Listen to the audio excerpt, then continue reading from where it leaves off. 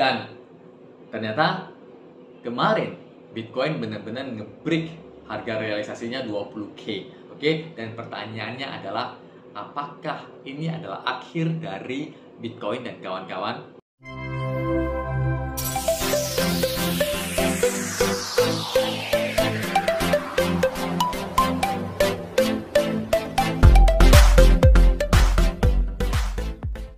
Hai guys, kembali bersama saya Sensen Chandra, founder dan CEO dari Ewan Accessories di Weekly Update Cryptocurrency. Seminggu ini kita masih melewati 7 hari yang sangat sulit untuk cryptocurrency, di mana ada banyak kejadian yang memicu Bitcoin dan kawan-kawan jatuh lebih dalam lagi. Oke, nah kejadian-kejadian tersebut itu antara lain adalah di mana beberapa exchange crypto itu memecat karyawannya, dimulai dari Coinbase, yaitu exchange paling besar dan paling terkenal di Amerika Serikat yang telah memecat 1.100 karyawannya, kemudian juga sudah membatalkan semua proposal karyawan barunya, dan juga disusul oleh Gemini, juga Crypto.com dan exchange lainnya. Oke, dan juga Fed yang menaikkan suku bunga sebesar 75 poin yang sebelumnya direncanakan 50 poin. Jadi Fed kali ini benar-benar mengabaikan market sesuai dengan yang dikatakan oleh Jerome Powell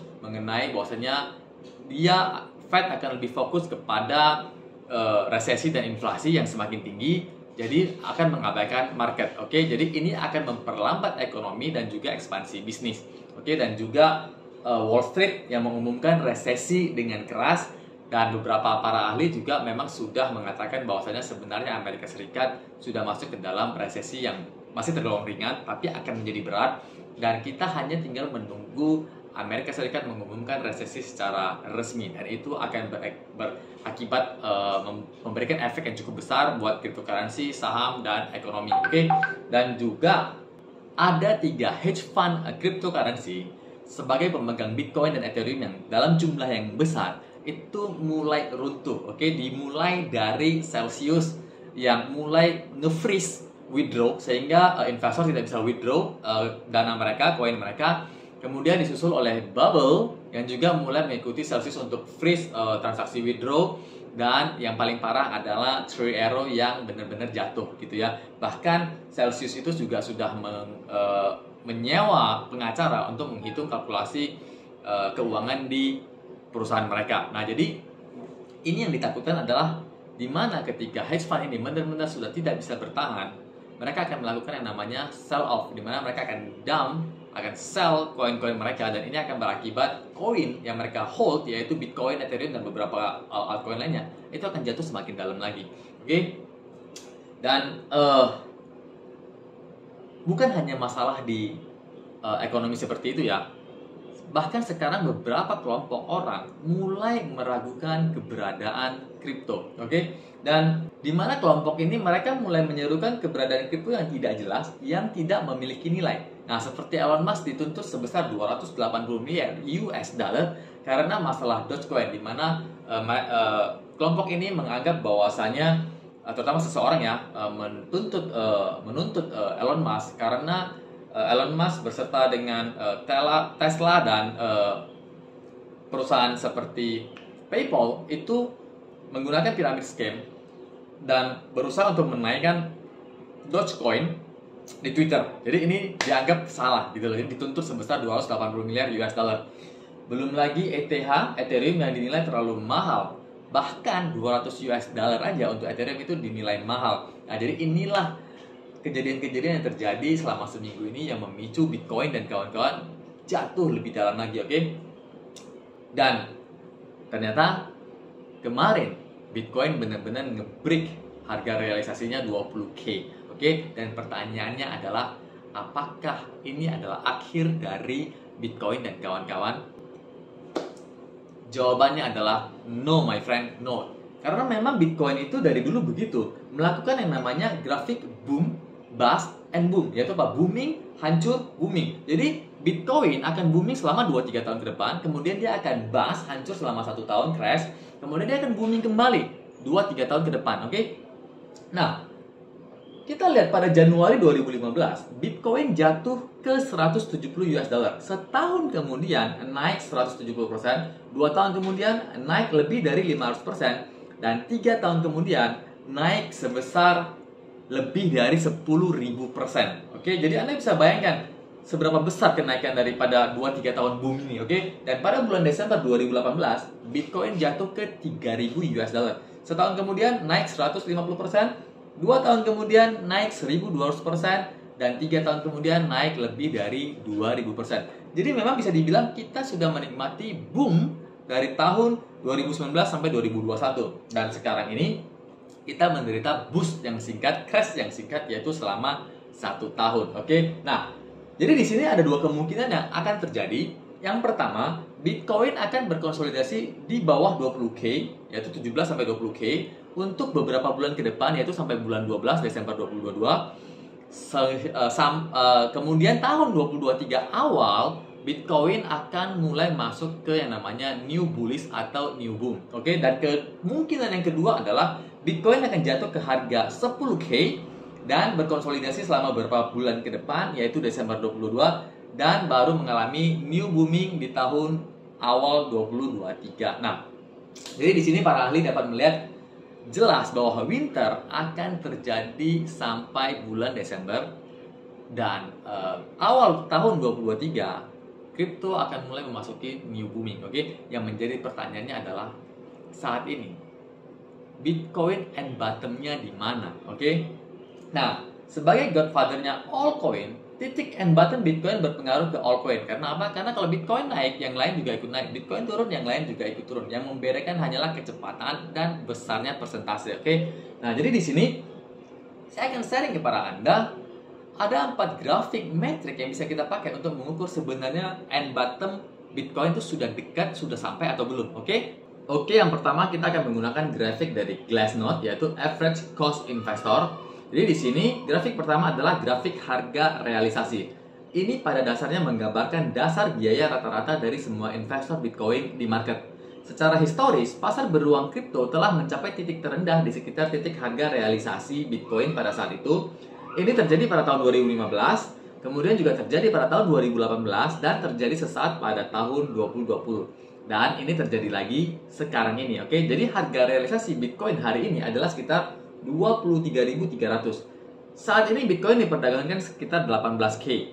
Jika sejarah berulang, aksi jual Bitcoin besar-besaran, ya, jadi aksi jual Bitcoin besar-besaran akan berakhir di sekitar level ini dan berkonsolidasi sekitar 18K selama beberapa bulan ke depan, yaitu sampai ke bulan 12. Oke, nah, jadi cost rata-rata investor Bitcoin menurut data Glassnode dan lainnya itu ada di 20K, namun 20K sekarang sudah tertembus. Oke, dan sekarang kita akan lihat di grafik yang kedua, kita menggunakan yang namanya RVT ratio. Nah, RVT ratio adalah pada dasarnya rasio pemanfaatan hari Bitcoin dengan nilai intrinsiknya. Rasio RVT yang tinggi menunjukkan pemanfaatan jaringan yang buruk, sedangkan rasio RVT yang rendah menunjukkan pemanfaatan jaringan yang tinggi. Oleh karena itu, rasio RVT rendah terjadi selama pasar bullish, sedangkan rasio RVT tinggi terjadi selama pasar bearish. Nah, hari ini rasio RVT melonjak di atas 80 dan segera menuju 90 untuk pertama kalinya sejak tahun 2019. Saat itulah pasar bearish kripto kedua mencapai titik terendah, yang merupakan rasio RVT 80 plus pertama sejak tahun 2015. Dengan kata lain, rasio RVT Bitcoin melakukan sesuatu hari ini yang sebelumnya hanya dilakukan ketika Bitcoin turun setelah aksi jual besar-besaran. Nah, yang ketiga, kita akan menggunakan matrix dormancy flows. Ya, ini agak rumit. Ini mengukur jumlah rata-rata hari koin yang dihancurkan berdasarkan transaksi per koin terhadap kapitalisasi pasar. Maksud metrik ini adalah untuk menangkap penyimpangan dalam perilaku pembelanjaan terhadap penilaian pasar untuk menciptakan tampilan unik pada penilaian relatif terhadap volume perdagangan. Aliran dormansi yang tinggi menyiratkan penilaian pasar yang terlalu tinggi dibandingkan dengan fundamental volume perdagangan. Sedangkan aliran dormansi rendah menyiratkan undervaluation pasar relatif terhadap fundamental volume perdagangan. Saat ini, aliran dormansi untuk Bitcoin runtuh ke level yang hanya terlihat ketika Bitcoin mencapai titik terendah. Di sini ya, setelah crash yang mengerikan. Nah, jadi di sini sudah 3 matriks yang menunjukkan bahwasanya memang kita sudah mendekati end bottom, oke, sedang mengalami aksi jual yang besar-besaran, oke. Dan yang terakhir kita menggunakan matriks spend price ya, yang merupakan metrik yang mengukur dasar biaya rata-rata dari koin yang dihabiskan setiap hari. Nah, selanjutnya dapat dikelompokkan ke dalam harga rata-rata yang dihabiskan untuk pemegang jangka panjang dan pemegang jangka pendek. Biasanya rasio harga yang dihabiskan pemegang jangka panjang terhadap pemegang jangka pendek itu di bawah 1. Pemegang jangka panjang memiliki basis biaya yang lebih rendah daripada pemegang jangka pendek, dan mereka juga cenderung memiliki keyakinan lebih. Oleh karena itu, di pasar ketika lagi normal, spend price pemegang jangka pendek jauh di atas spend price pemegang jangka panjang. Tapi selama periode kapitulasi, kerumunan pemegang jangka panjang cenderung menyerah juga. Hal ini menyebabkan rasio harga yang dihabiskan pemegang jangka panjang terhadap pemegang jangka pendek naik di atas 1. Dan ini hanya terjadi ketika Bitcoin mendekati bagian bottom setelah aksi jual pasar yang besar-besaran. Nah, rasio spend price pemegang jangka panjang terhadap pemegang jangka pendek telah meningkat di atas 1 untuk pertama kalinya sejak Maret 2020. Dengan kata lain, pemegang saham jangka panjang saat ini sedang melakukan kapitulasi, yaitu sedang meninggalkan posisi mereka dengan menjual rugi Bitcoin mereka hari-hari ini dengan cara yang secara historis hanya dilakukan pada market bottom. Jadi secara keseluruhan kami percaya sebagian besar bukti hari ini menunjukkan bahwa Bitcoin sudah mulai mendekati end bottomnya dan akan berkonsolidasi selama beberapa bulan ke depan, yaitu sampai Desember 2022, dan kemudian akan memasuki new booming pada awal 2023. Oke, seperti yang biasanya terjadi sekitar 12 bulan sebelum peristiwa separuh Bitcoin, oke? Dan kami juga percaya bahwa keadaan dunia saat ini memang sedang parah-parahnya dan bisa membuat winter tahun ini itu jauh lebih parah daripada tahun 2015 dan 2018, di mana Bitcoin itu bisa jatuh ke level 10K. Nah, hal ini didukung oleh di mana support realisasi 20K itu sudah di break kemarin. Oke, sekarang sedang di harga 18K. Nah, jadi strategi kita saat ini adalah kita mulai buy. Oke, kita akan mulai buy dengan cara menyicil. Jadi kemarin kita sudah berhasil beli di 17.800 dan support berikutnya kita akan cicil lagi entar di 16.300 dan 10K. Oke, jadi kita akan cicil sebanyak 20% dan ketika mendekati ketika di level 10K kita akan buy 40%. Nah, sisanya 20% itu untuk jaga-jaga kalau 10K itu juga ditembus menuju ke 4K. Oke, tapi itu kemungkinan yang sangat kecil. Nah, jadi strategi kita adalah kita akan cicil.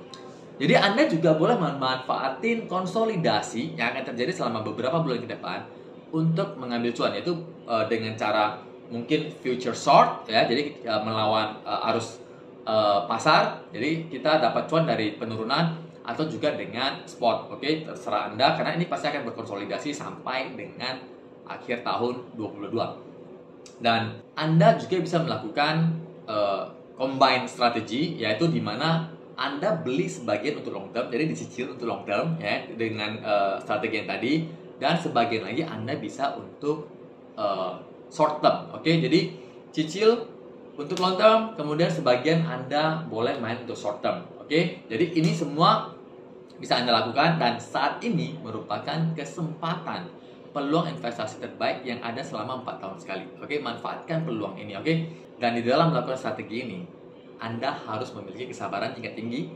jangan FOMO, dan memiliki selektivitas yang tinggi. Oke, jadi hanya pilih koin-koin yang memiliki utilitas jelas dan memiliki proyek yang berkualitas tinggi. Oke, jangan memilih koin-koin yang nggak jelas, jangan memilih koin micin, koin meme. No, karena koin-koin tersebut itu akan kena wipe out, akan di wipe out di market crash saat ini, di winter saat ini. Oke. Nah, wipe out maksudnya apa? Di mana koin tersebut itu kelak akan ditinggalkan oleh investor paus, investor institusi, dan investor retail. Akibatnya dia akan flat ke samping dan menurun sedikit demi sedikit. Nah, itulah kalau sudah ditinggalkan oleh investor, sudah tidak ada peminatnya, dan itu akan terjadi pada 90% lebih koin-koin altcoin yang ada sekarang ini. Dan ini bahkan didukung oleh founder-founder dari beberapa koin, termasuk salah satunya Dogecoin dan juga ADA. Oke, jadi hati-hati dengan koin-koin nggak jelas. Nah, di sini saya akan sharing kepada Anda koin-koin the best of the best yang layak untuk Anda invest jangka panjang maupun untuk short term. Oke. Dan di video-video saya yang sebelumnya, saya juga sudah sharing, terutama di video weekly update ya, seminggu sebelumnya ya. Saya juga sudah sharing koin-koin yang lainnya. Anda bisa lihat di video sebelumnya. Oke. Dan sekarang saya akan sharing kepada Anda yang wajib masuk the best of the best coin ya. Yang wajib masuk ke dalam watchlist Anda. Yang pertama kita ada CHZ, Chiliz. Chiliz memungkinkan penyetoran melalui PayPal di Eropa dan mengumumkan rencana untuk meluncurkan blockchain layer 1 sendiri. Dijuluki Chiliz Chain 2.0, tim berharap keberangkatan dari Ethereum akan membuka jalan bagi masa depan di mana perusahaan olahraga dan hiburan dapat membangun langsung di rantai mereka sendiri. Blockchain akan menggunakan model Proof of Stake Authority, yaitu POSA, di mana pemangku kepentingan yang disetujui akan menjadi operator node jaringan. Rantai tersebut akan kompatibel dengan EVM untuk memastikannya dapat dimainkan dengan baik dengan Ethereum dApps. Oke. Nah, yang kedua kita ada Near. Near mengumumkan JavaScript SDK. Karena JavaScript sangat dikenal luas, SDK baru tidak diragukan lagi dapat membantu Near menarik dan mendukung lebih banyak pengembang atau developer. Oke, dan yang ketiga kita ada Matic Polygon. Steph Curry dan merek L'Oreal YSL memiliki NFT baru di Polygon Matic. NFT baru Step akan berfungsi mirip dengan Serum Board App dengan menggabungkan NFT Step sebelumnya dengan salah satu NFT Serum baru ini. Orang-orang dapat membuat avatar basketball heads unik mereka sendiri. Selain itu, YSL baru-baru ini merilis 10.000 NFT Beauty Golden Block yang berfungsi sebagai akses untuk mengakses komunitas Web3 YSL. Oke, dan yang keempat kita ada Solana. Robinhood ini aplikasi exchange ya, memungkinkan penggunanya untuk mengirim dan menerima Solana dari dompet asli mereka.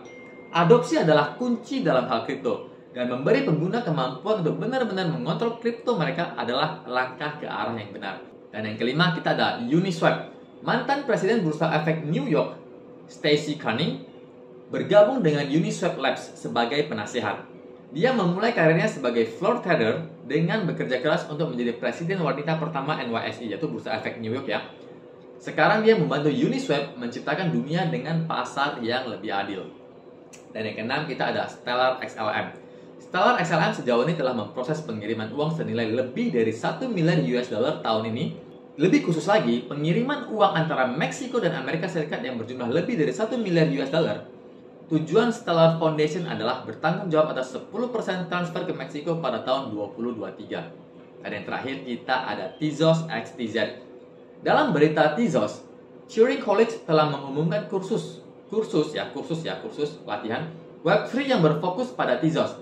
Artis terkenal Marina Abramovic merilis NFT pertamanya di Tezos, dan Equisafe mengungkapkan NFT memiliki nilai lebih dari 1 miliar euro dalam aset tokenized yang dikelola. Kursus Tezos Online Turing College didanai oleh hibah dari Tezos Foundation dan diharapkan akan diluncurkan pada kuartal ketiga. Marina Abramovic, seorang seniman pertunjukan yang diakui secara global, meluncurkan NFT pertamanya di Tezos karena jauh lebih ramah lingkungan dan terjangkau daripada blockchain lainnya. Rincian penurunan akan dirilis 18 Juni, dan Equisafe adalah platform STO penawaran token keamanan yang menandai real estate di blockchain Tezos. Real estate yang diberi token ini memungkinkan orang untuk berinvestasi di sebagian kecil properti lebih efisien daripada sebelumnya. Oke, nah jadi ini salah satu dari the best of the best coin. Jadi ada 7 ya. Sebelumnya saya ada sebutkan lagi beberapa coin lagi the best of the best. Anda bisa lihat di video weekly update minggu lalu. Oke. Jadi ini aja yang bisa saya sampaikan kepada Anda, yang saya bisa sharing kepada Anda. Jangan lupa untuk sharing ke teman-teman Anda.